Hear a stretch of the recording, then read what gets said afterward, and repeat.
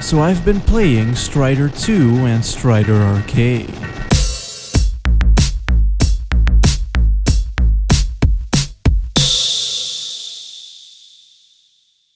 Strider!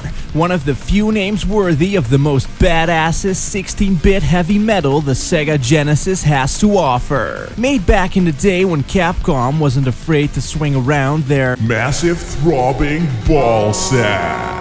Released onto the Sony PlayStation in the distant post-apocalyptic future of the year 2000 as a sequel to one of the most Genesis' games that has ever genocided up to that point. The original Strider. Look at this fucking box art though.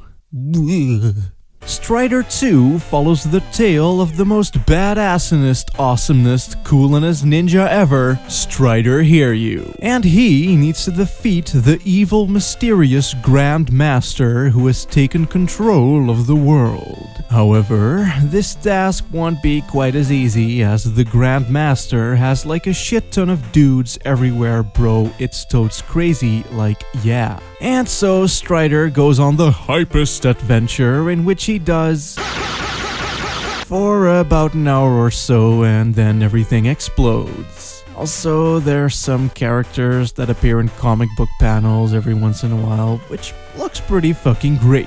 Not too sure who exactly these people are though, as it's usually only about 1 or 2 sentences and then the next level starts. But you do get these really cool mission plan wireframe thingies, and those are more or less the essence of my soul. But yeah, the story is really fucking stupid. And I love it. The villains are all these generic Nazi general looking motherfuckers, and Strider works for some super secret future organization, and none of it's ever really explained properly at all. Hell, I'm not even sure if it at all succeeds in giving context, but I'd argue that it doesn't really need to in this case. It's a game about a ninja fighting robots in the future. And that's all you need to know. It's basically a 90s action movie, except better because interactivity.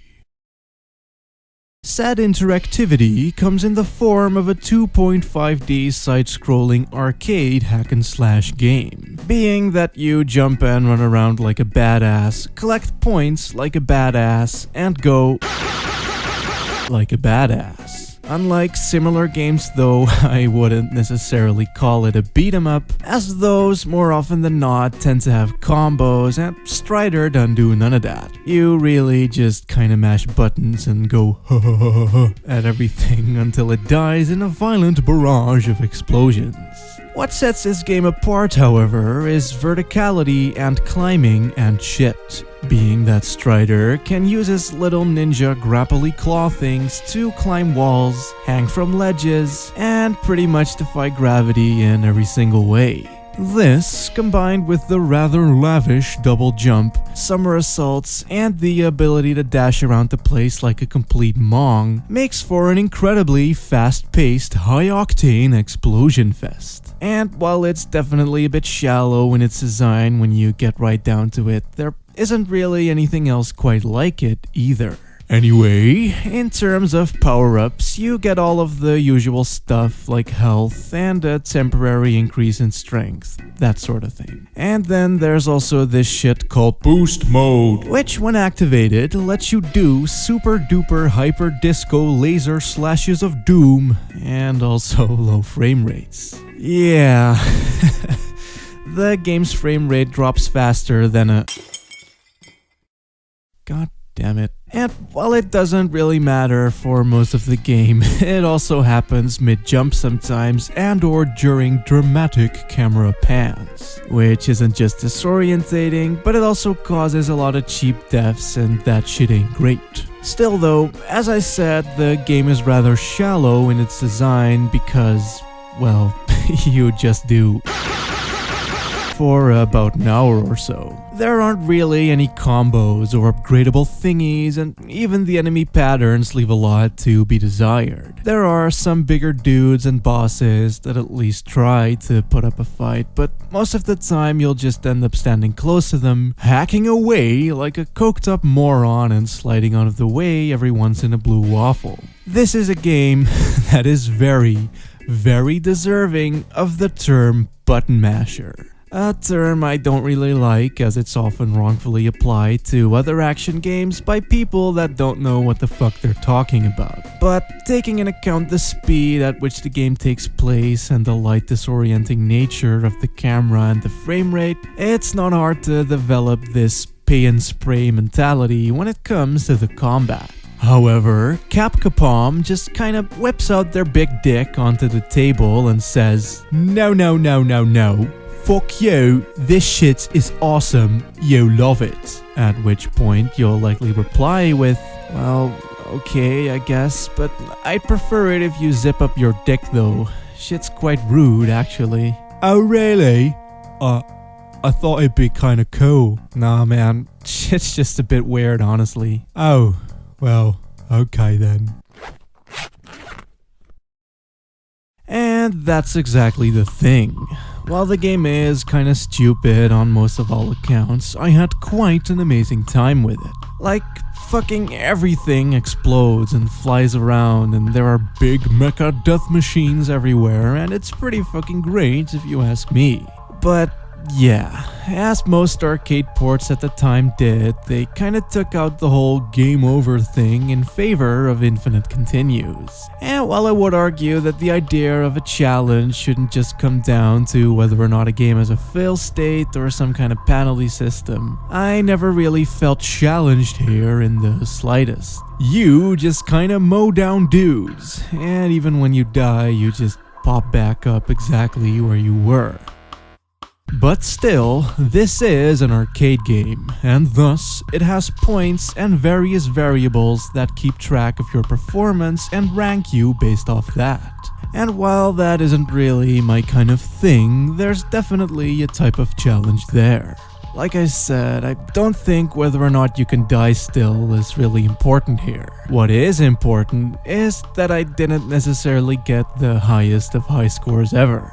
That's because the challenge isn't just to beat the game, it is to beat the game as well as you possibly can. An easy to pick up, difficult to master sort of thing. In terms of collecting set points though, they tend to fall off the screen very quickly. Nor does the game ever wait around to teleport you to the next stage rather violently.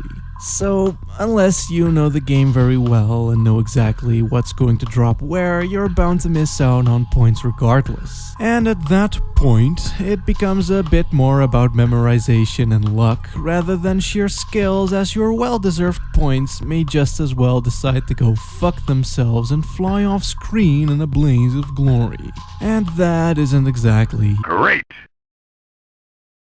Something that is great, however, is that this game actually contains the original Strider as well. I found this out as in the PSN version, this is the game it actually boots by default.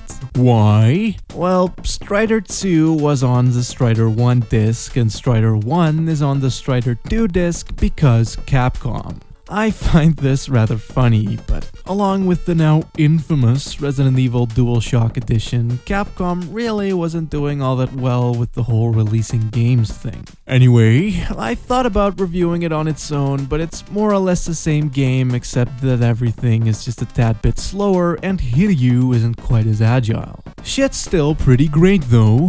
Where the first game was a bit like a big dumb action movie, this one almost has that weird psychedelic indie science fiction vibe some movies from the 70s had. I mean, just listen to this music.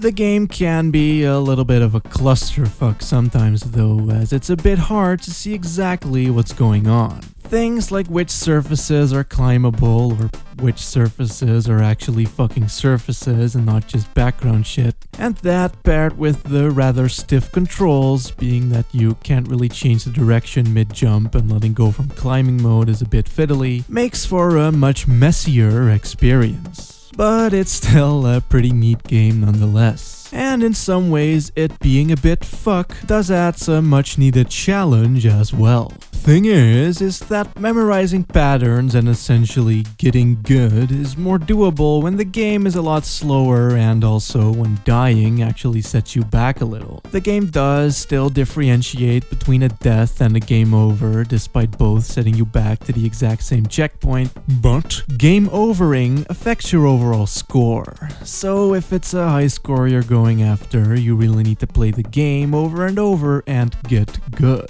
And that is exactly the level of arcade-style skills ceilings that its sequel just seems to lack almost entirely. But in any case, this one might show its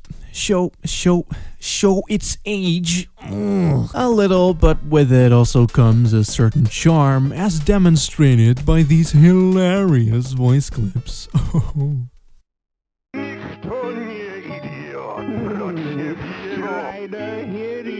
He will never leave Eurasia alive. I got you. So, yeah. It's a pretty great package overall. A single playthrough of both combined will last you only about 2 hours and way less once you know what you're doing, but they do have a shit ton of replay value. And honestly, if it would have lasted any longer, I'd have gotten carpal tunnel syndrome from all that ha-ha-ha-ha-ing I had to do. But despite their brevity and simplicity and slight jank here and there, I enjoyed these games immensely. The second one in particular is more or less the essence of hype-ass shit. The game will spaz out for a bit and you'll be like, what?